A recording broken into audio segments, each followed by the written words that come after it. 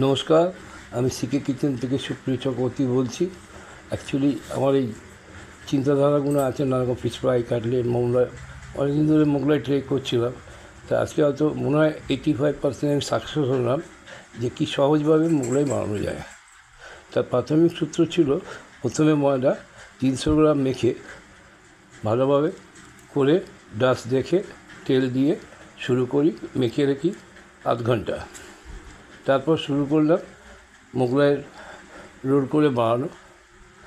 তারপর শুরু করলাম বিস্কুট গুঁড়ো, আর এতে একটু চিকেনও দেওয়া আছে, দিয়ে মাখিয়ে প্লে করছি। সেটা হয়তো আপনাদের দেখাতে এখন পারবো না। ফার্স্ট টাইম আমি আর কি একটা জাস্ট বহু বছর ধরে আমি টুকটাক বানাই, যার জন্য সিকে কিচেন নাম আমার অনেক দিন আগে থেকে ইউটিউবে দেওয়া আছে। তো যাই হোক, আজকে দেখাচ্ছি আপনাদের কী কী দিয়েছি, ভিতরে দেখা যাচ্ছে। আর আলুর তরকারিটাও করেছি, তার সাথে নানা কোনো জিনিস দেওয়ার চেষ্টা করেছি। জানি না কতটা ভালো হয়েছে।